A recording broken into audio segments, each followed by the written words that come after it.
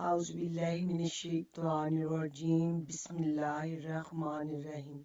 السلام علیکم مائی ویورز، کیسے ہیں آپ لوگ؟ ٹھیک ہے، انشاءاللہ ٹھیک ہی ہوں گے اور اللہ تعالیٰ آپ کو سب سے پہلی میری دعا کہ سب کو کرونا سے بچائے، آمین۔ اچھا کہ پچھلی ویڈیو میری اسی تقریباً ملتی جلتی تھی، لیکن جو میں آج باتیں بتاؤں گی انشاءاللہ ہوں گی تو ریلیونٹ ہی، یعنی جہاں سے آپ نے میری پرانی ویڈیو کو سٹاپ کیا بات ہم اسی کو آگے لے کے چلیں گے، کیونکہ میں نے پھر بولا کہ ابھی ہمارا پینک ٹائم چل رہا ہے۔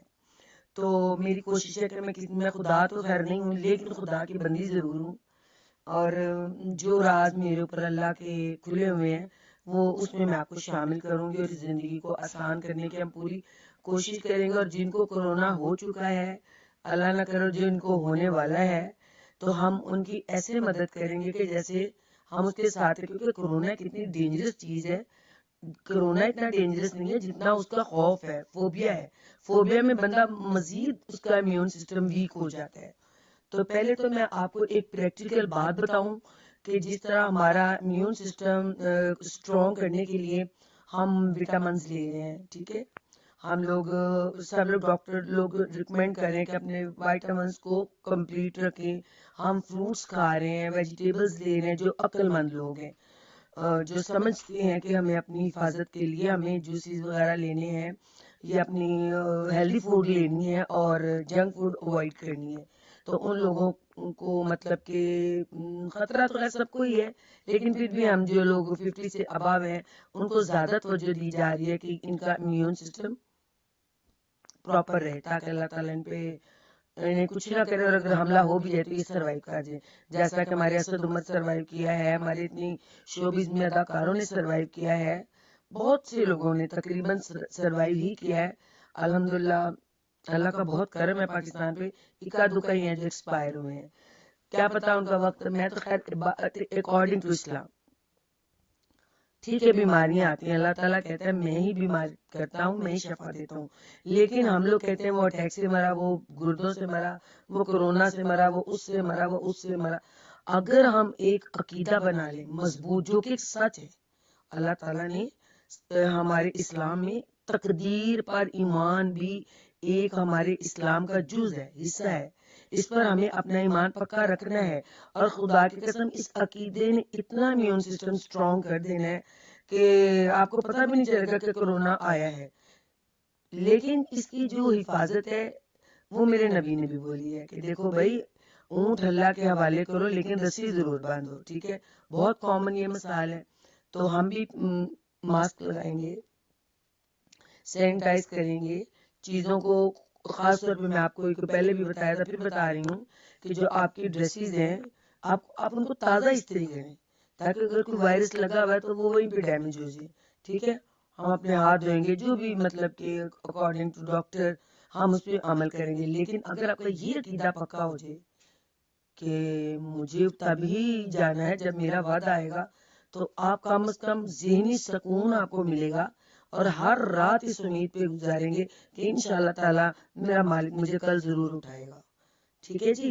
جب بندے کا یہ عقیدہ مضبوط دیکھتا ہے نا، خدا کی قسم اللہ کی ذات اس بندے کی عمر اگر اس کو ضرورت ہے تو لمبی بھی کر دیتا ہے۔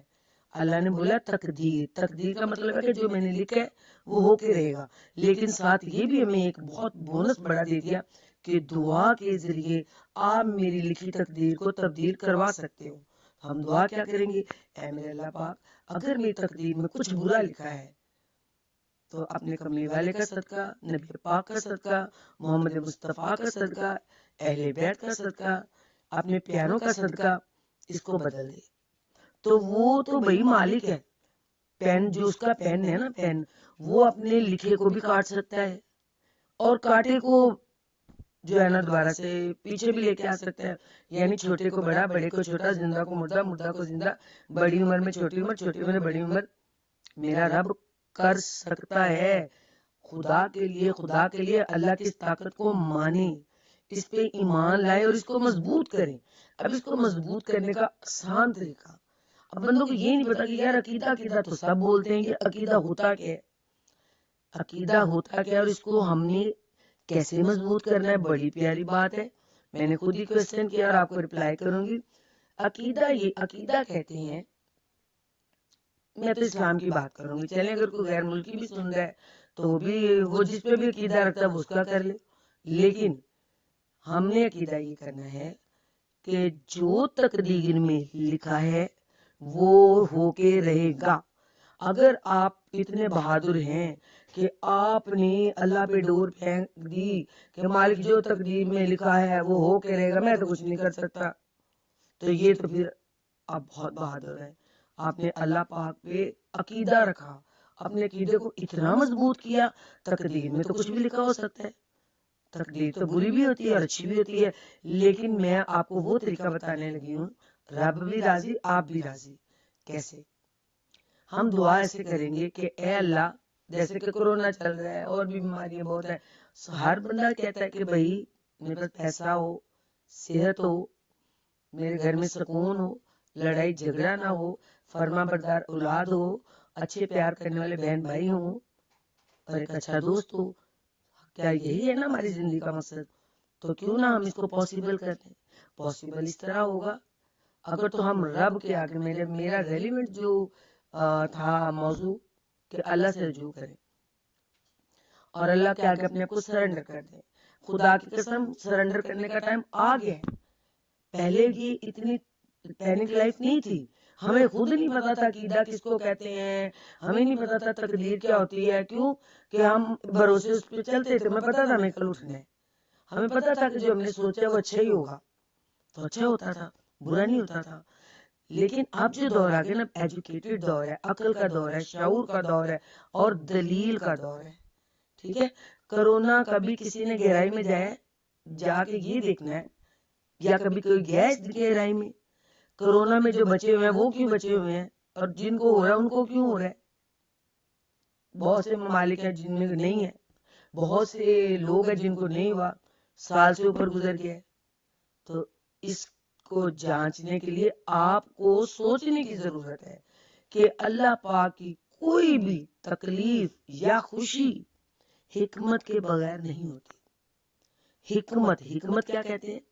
حکمت کا مطلب ہے کہ اس میں ہماری ہی اصلاح ہوتی ہے، یا آسان لفظوں میں اس میں ہمارا ہی فائدہ ہوتا ہے۔ کیوں فائدہ ہوتا ہے؟ کیونکہ اللہ کی ذات ہے رحمان، رحیم، کریم، غفور، غفار۔ جب وہ اتنا پیار کرنے والا ہے، 70 ماؤں سے زیادہ پیار کرنے والا ہے، تو وہ ہمارے لیے برا کیوں سوچے گا؟ اور اگر میں عقیدے کے ساتھ زندگی گزار رہی ہوں اور کوئی بیماری آ گئی ہے، اس میں بھی کوئی حکمت ہے، کیونکہ ہر بیماری میں کوئی حکمت ہے، کیونکہ اندر کے سسٹم کو وہ جانتا ہے۔ کسی جیسے کیونکہ بیماری آ گئی، فرض کرے پیٹ میں درد ہو گیا ہے، بخار چڑھ گیا، کچھ ہو گیا ہے، تو کچھ آرگنز آپ کے سو رہے ہوتے ہیں۔ جیسا کہ کسی کو زکام ہے جی، اب وہ زور زور سے چھینکتا ہے، جب وہ چھینکتا ہے تو اس کے سوئے ہوئے جو آرگنز ہیں وہ جاگنے لگتے ہیں اکارڈنگ ٹو میڈیکل، ٹھیک ہے۔ اب آپ کے جو اچھے والے سیلز ہیں وہ بننا شروع ہو جاتے ہیں، جب وہ بننا شروع ہو جاتے ہیں تو جو نیگیٹو سیلز ہوتے ہیں جو آپ کو تکلیف انفیکشن پہنچاتے ہیں وہ ان کو کھا جاتے ہیں۔ جس طرح کے برائیوں کو نیکی کھا جاتی ہے، ٹھیک ہے، اس لیے ہمیں نیکی زیادہ کرنی ہے۔ تو میرے کہنے کا آسان مطلب یہ ہے کہ آپ نے دعا کرنی ہے کہ مالک مجھے کرونا سے بچنا ہے، مجھے بچنا ہے۔ اگر آپ کہتے ہیں اچھا مالک تیری مرضی، ویسے وہ بھی بات بری نہیں ہے، لیکن اس کے لیے آپ کو اپنا معیار بلند کرنا پڑے گا۔ تیری مرضی، پھر مرضی میں کچھ بھی ہو سکتا ہے۔